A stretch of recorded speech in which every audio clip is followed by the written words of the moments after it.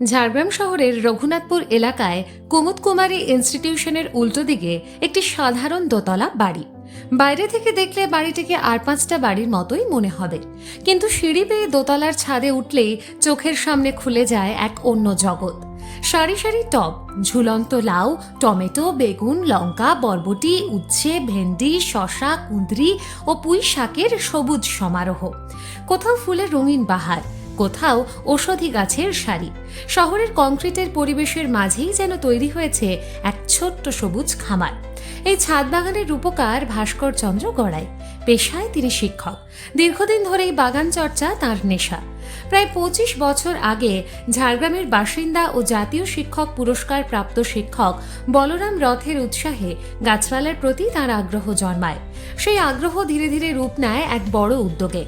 আজ তার ছাদে রয়েছে শতাধিক গাছ। ফুল, আনাজ ও ঔষধি গাছ মিলিয়ে গড়ে উঠেছে এক অন্যরকম ছাদ বাগান। ছোটবেলা থেকে আমার গাছপালার প্রতি একটা অন্যরকম আকর্ষণ ছিল। পড়াশোনা আমার কমার্স ব্যাকগ্রাউন্ডে হলেও আমার যেহেতু আমি শহর গ্রাম ছেড়ে শহরে চলে এলাম, তখন আমি ভাবলাম যে কি করে ওই স্বাদ পূর্ণ করা যায়। তো শুরু করেছিলাম আজ থেকে 25 বছর আগে একটি মাত্র টব নিয়ে। ধীরে ধীরে প্রত্যেক বছর 10টা টব কিনে, বিভিন্ন প্রজাতির গাছপালা কিনে, বিভিন্ন নার্সারিতে গিয়ে শুনতাম, গাছপালা দেখতাম কিভাবে ওরা তৈরি করছে। সেই গাছপালা নিয়ে আসতাম এবং সেই গাছপালা একবার কিনলে আমার মনে হতো কি করে ওকে প্রপাগেশন করা যায়, কি করে ওকে বাড়ানো যায়। তো সেটা আমার মনের মধ্যে খুব তৈরি করতে একটা ইচ্ছা, কি করে করতে পারি। এইভাবে বাড়তে বাড়তে আজ বাগানের মধ্যে জবা গাছ রয়েছে, অ্যালামন্ডা রয়েছে, আপনার বাগান বিলাস বিভিন্ন প্রজাতির রয়েছে, রয়েছে লঙ্কা, রয়েছে বিভিন্ন ধরনের সবজি, বেগুন, শসা, ভেন্ডি, উচ্ছা, বিভিন্ন রকম রয়েছে। এই বাগানের অন্যতম প্রধান আকর্ষণ জৈব পদ্ধতিতে আনাজ চাষ। ছাদের টবগুলিতে সারা বছরই বিভিন্ন ধরনের আনাজ উৎপাদন হয়। পরিবারের দৈনন্দিন চাহিদার একটি বড় অংশ মিটে যায় এই বাগান থেকেই। রাসায়নিক সার বা কীটনাশকের ব্যবহার প্রায় নেই বললেই চলে। ফলে পরিবারের সদস্যদের জন্য নিরাপদ ও তুলনামূলকভাবে বিষমুক্ত খাদ্যেরও ব্যবস্থা হচ্ছে। তবে এই ছাদ বাগানের আসল রহস্য লুকিয়ে রয়েছে ছাদের এক কোণে।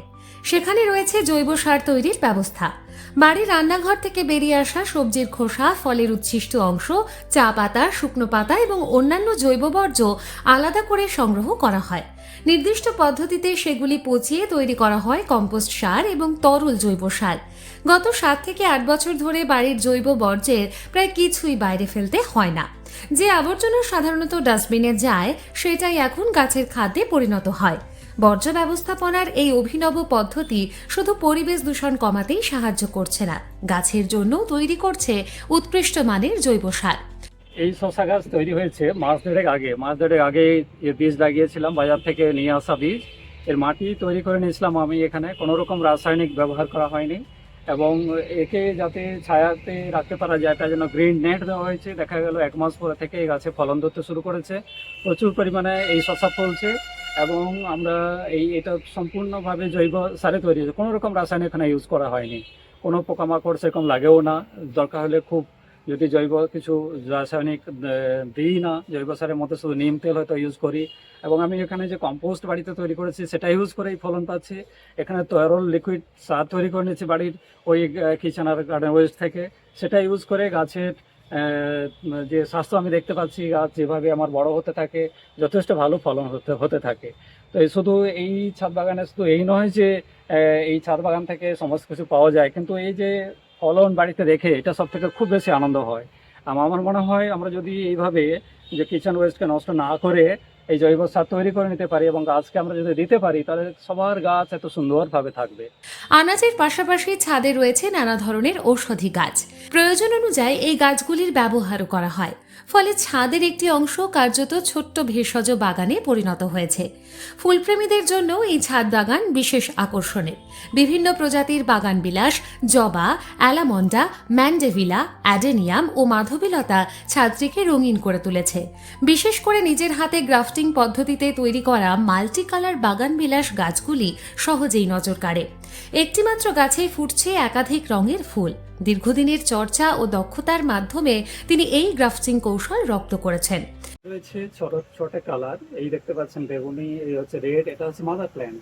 এখানে যে হচ্ছে সাদা রয়েছে আর এখানে এইটা রয়েছে ইয়েলো রয়েছে। এই গাছটা গ্রাফটিং হয়েছে করোনাকালে। ছোট্ট গাছ ছিল, এখান থেকে গ্রাফটিং হয়েছে। এখান তো বোঝাই যাচ্ছে না কোথা থেকে গ্রাফটিং হয়েছে। এই যে ওই বেগুনি গাছের ডাল এখানেই গেছে, আর এটা গেছে ইয়েলোটা গেছে, এটা হোয়াইট। এখানে হচ্ছে ওরকম দুটো এখনো প্রমিনেন্ট হয়নি। আর এখানে রয়েছে, এখানে অলরেডি 1 2 3টে রয়েছে, আরও একটা এখানে এখন ফুল ওর আসেনি এখনো, এটা এলে এটা চারা কম হয়ে যাবে। আর এই গাছ রয়েছে এবছরই মার্চ মাসে গ্রাফটিং, 1 2 রেড রয়েছে, বেগুনি রয়েছে, আর একটা ও রয়েছে। এখানে 5 রকম রয়েছে এখানে। শুধু নিজের বাগানের মধ্যেই তিনি সীমাবদ্ধ নন, বহু মানুষকে জৈব চাষ ও ছাদ বাগান গড়ে তোলার পরামর্শ দেন। প্রতি বছর শতাধিক চারা বিভিন্ন ব্যক্তি ও প্রতিষ্ঠানের মধ্যে বিনামূল্যে বিতরণ করেন। তার বিশ্বাস, বাড়ির সামান্য জায়গাকেও কাজে লাগিয়ে প্রত্যেকেই একটি ছোট কিচেন গার্ডেন গড়ে তুলতে পারেন। আমরা এই নিজের ছাদ বাগান থেকে দুটো শসা পেড়ে খাই, দুটো সবজি পাই, তার অনেকখানি অবদান রয়েছে। আজকে আমরা বাজারে দেখতে পাই বিভিন্ন চাষিরা না বুঝে শুনে হয়তো রাসায়নিক স্প্রে করছেন আর পরের দিনে মার্কেটে নিয়ে যাচ্ছেন, কিন্তু তার থেকে আমরা রেহাই পেতে পারি। আমাদের বাড়ির যত রয়েছে সবজি আবর্জনা যেগুলো আমরা ফেলে দিই, সেটা অন্তত ফেলতে যেতে হবে না। আমরা তাকে যদি আমরা ওকে রিইউজ করি এবং বাগানে আমরা যদি ওটাকে ইউজ করি, তাহলে আমাদের গাছপালা সুন্দর সতেজ থাকবে। আর আমরা জানতে পারবো যে কিভাবে গাছপালা বড় হয়। সেখান থেকে ছোটদের আমি বলতে পারি এই মাধ্যম দিয়ে যে ছোটদের মোবাইল নেশা অন্তত কেটে যাবে আমরা বাড়ি যদি আমরা এই কালচারটা দিতে পারি। আর বড়রা যদি ওটা করেন, তাহলে বড়দেরও যথেষ্ট আনন্দভাবে সময় কাটবে। ভাস্কর চন্দ্র গড়াইয়ের কথায়, বাড়ির বর্জ্যকে সম্পদে পরিণত করা সম্ভব। সামান্য উদ্যোগ ও সচেতনতা থাকলে একদিকে যেমন পরিবেশ রক্ষা করা যায়, তেমনি পরিবারের জন্য নিরাপদ খাদ্যেরও ব্যবস্থা করা যায়। ক্রমবর্ধমান নগরায়ন, পরিবেশ দূষণ এবং জলবায়ু পরিবর্তনের সময়ে তার এই ছাদ বাগান শুধু শখের বাগান নয়, বরং প্রকৃতির সঙ্গে সহাবস্থানের এক বাস্তব উদাহরণ।